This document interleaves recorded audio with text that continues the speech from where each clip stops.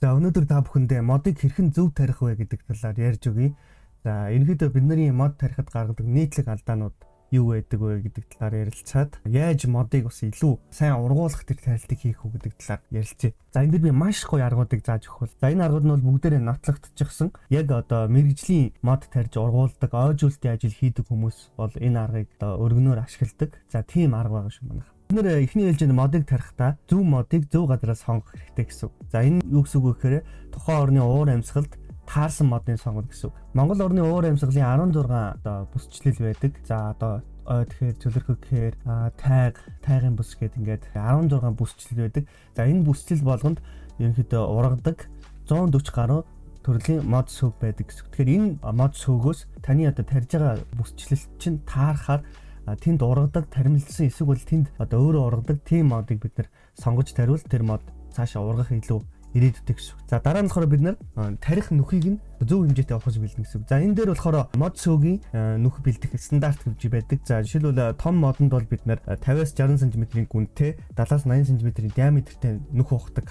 Жижиг сөөгөнд болохоор 50-50 харьцаатай ч юм уу эсвэл одоо 40-ийн гүнтэй 50-ийн өргөнтэй ч юм уу тийм нүх ухдаг. Өргөний хэмжээ бид нар яаж тооцоолж гарч ирээд байгаа вэ гэхээр модны үндэсний бөмбөлөг гэж байдаг. За энэ нь болохоор юу гэсэн үг гэхээр үндэс болон гол иш хоёрын одоо залгаа уулзах хэсэг байдаг. За энийг болохоор үндэсний хүзөө гэж нэрлэдэг.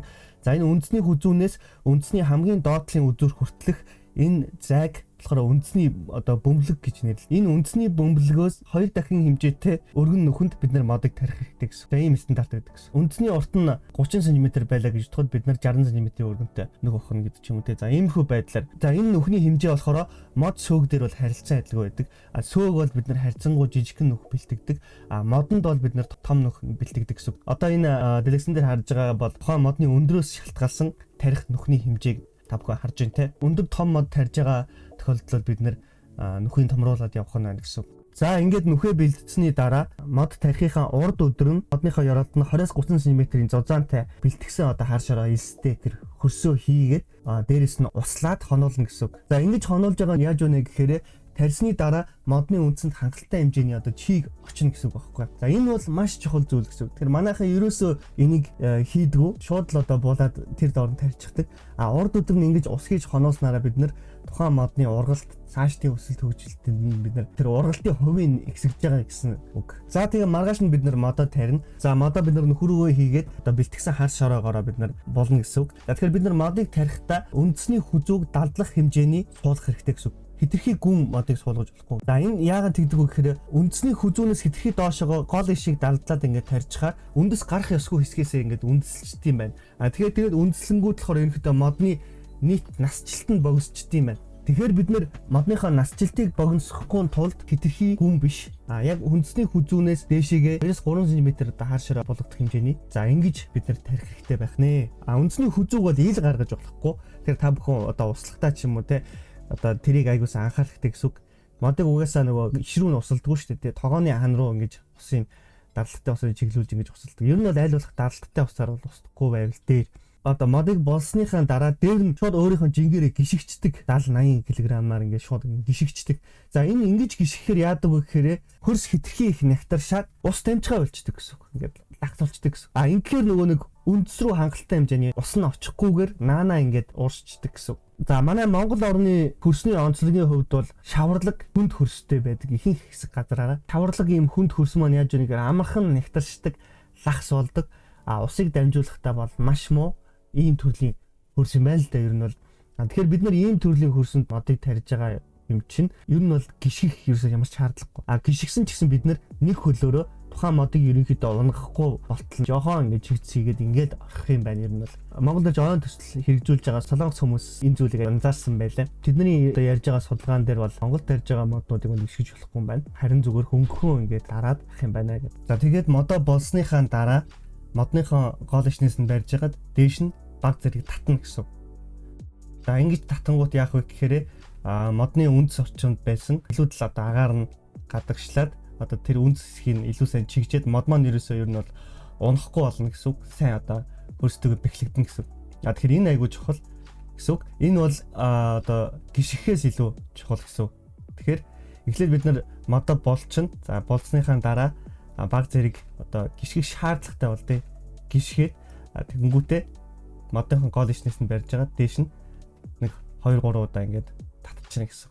Тэгээд нөгөө нэг гөрс бэлгэлтэн дээр бол бид нэр 50% хар шороо, 30% ис, 20% органик бордоо. За энд нь бол одоо нөгөө өнжмөл бууз ч юм уу тэг компост бордоо. За иймэрхүү зүйлсүүд орчиж байгаа. Хөрсний найрлага ийм байвал хамгийн сайн гэж байгаа. Элсний харьцаа бол 40% байсан ч болно. Доотлон 30%. Ийм харьцаатай хөрсийг бид нэр бэлдэх юм бол мод маш сайн ургах нэ. Илс хийж байгаагийн гол учир нь болохоор илс чинь нөгөө нэг усыг маш сайн дамжуулдаг. Тэгэд модны хамгийн чухал зүйл бол дээрээс услагдж байгаа ус нь хурдан хугацаанд ууршиж алга болохоос өмнө дамжаад үндсэнд очих. Тэгээ ийм л зорилготой байдаг. Тэгэхээр илс бол яг тэр зорилгыг маш сайн биелүүлдэг. Тэгээ тэр тухайн ус нь дээрээс дамжих явцдаа хар шороо болон компост бордонд байгаа тэр шим тэжээлийг өөртөө аваад тэгээ үндсэнд очиж задарж тэжээл болж байгаа. Тарсны дараах услага сөөг дээр бол 60 литр. За мод дээр бол 80 литр гэж ихэд үзэж байгаа. 60-80 литр услахыг бол бид нэр тоог нэг дүүргээд бол энэ услахыг бол хийхгүй. 2 давтамжтай усалж байж бид энэ услахыг хийнэ гэсэн. Нэг услаад усан шингүүт дахиад нэг услана гэсэн. Ингэж усалснараа тухайн ус нь ууршихгүйгээр үндсэнд шууд хүрэх нөхцөлийг бүрдүүлнэ. Нэг удаа зөвхөн ингэж услах нь бол ус нь үндсэнд хүрэхгүйгээр зүгээр ингэ наанаа ингэ байж байгаад ингэ алга болох ийм нөхцөлийг ингэ бүрдүүлээд байдаг. Бид нэр тоогын дүүртэл нь услаад тэг ингээ орчдөг. Дөнгөт тухайн хөрс нь хэрвээ нягт юм хөрс байх юм бол ус нь ингээ гүйцэд доош явахгүй үндсэндээ хүрэхгүй байжгаад 70% нь ч юм уу очичоод тэгээ ингээ байхгүй болчдөг. Ямарч нэмэргүй болчдөг байхгүй энэ услага. 6-7 сард яг нөгөө ид халууны үед гэсэн үг те. Ингээ нэмэх 30 градус 40 градус. За энэ ид халууны үед бол ингэж услах юм бол тэр услага бол ерөөсөө үндсэнд хүрдэггүй байх нь бид нэр одоо яаж занших вэ гэхээр услагыг 2 татамжтай хийж занших хэрэгтэй гэсэн. Эхний нэг давтамжтай услаад нөгөө ус нь хөрс рүү шингээд татаагүй байх. Шууд дараагийн услагыг хийснээрээ бид нэр үндсэнд усыг бол ингэж шууд хүргэх боломжтой байх нэ. Усалгааг бас шууд одоо үндс рүү дамжуулдаг тийм олон аргууд байдаг. За энэ дээр бол одоо нөгөө хөрсний эхний 10 см хэсгээр нь одоо хайрга дэвсдэг ч юм уу те эсвэл ийс сасдаг ч юм уу. За иймэрхүү байдлаар бол нөгөө усыг ууршуулахгүй байх, шууд доош нь шингээх байдлаар арга хэмжээ авч болдог. Эсвэл зарим нь бол ийм хоолоо хийждэг те.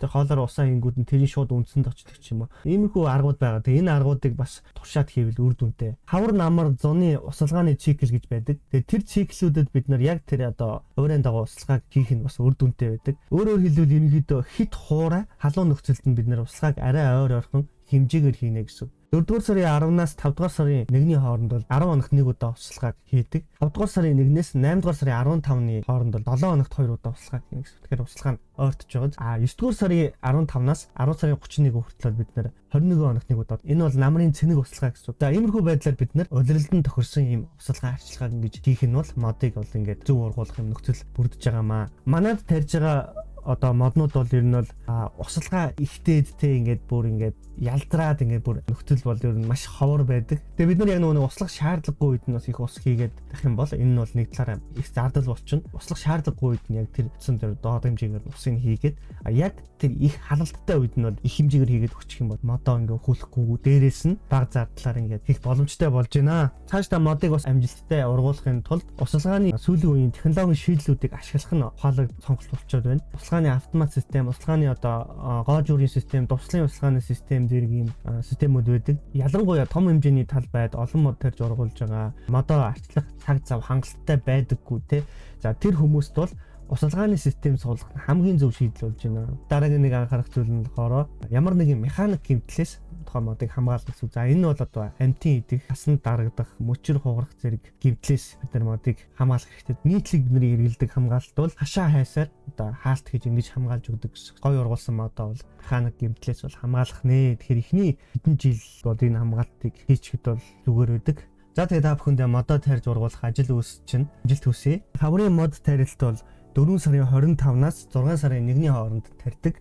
Ерөнхийдөө бараг сар гарны дараа бид нарын мод тарих улирал маань эхэлж байна. Одооноос сайхан моднуудаа сонгоод тарих газруудаа энэ бэлдээд төлөвлөлт байвал тэр төлөвлөлтүүдээ хийгээд ажлуудаа ерөнхийдөө базаагаад эхлээрэй гэж хэлмээр байна. Хаврын цэник услага бол 4 сарын 10-наас эхлэх юм шиг манайхаа. Тэгэхээр 4 сарын 10-наас бид нар одоо модоо туслаад эхлэх нь байна. 4 сарын 10-наас эхэлж байгаа услага бол 10 хоногт нэг удаа 5 сарын 10-нд 30-аас 40 литр усаар одоо модоо услах нь байна. За ингэж хавар эрт услахын давуу талууд маш олон байдаг. Хавар бол одоо ерөнхийдөө их хуурайшдаг, мод хатдаг, За ийм улирал байдаг. Тэгэхээр энэ үед бид нар услаагаа сайн хийчих юм бол тухайн мод бол одоо түрүү жил ургасан өсөлтийн нахайгаа алдахгүй цаашдаа илүү том болох өсөх ийм нөхцөлийг бол бүрдүүлдэг шүү. Тэгээд зөвлөгөө бас манайхан сайн уучлаарай. За тэгээд мэдээллийн чанартай нэг зүйлд болгоход мод сөг зөвлөгний арчилгаа, усалгаа, тайралт хяналтын бүтэн жилийн хуваарийг бол боловсруулсан байгаа. За тэгэхээр энэ хуваарин дээр бол тухайн сард хийгдэх усалгаа, онцгой арчилгаа тэр бүх одоо бүтэн жилийн одоо тэр хуваарийг нь бол ингээд календарчлаар дэлгэрэнгүйгээр гаргацсан байгаа гэсэн. Энэ хуваарийн дагуу бид нар модны арчилгаа, усалгааг хийх юм бол модондоо бид нар хэрэгтэй усалгаа, арчилгаануудыг хийгээд илүү зардал гаргахгүйгээр модоо хүлэхгүйгээр за ийм боломжтой ийм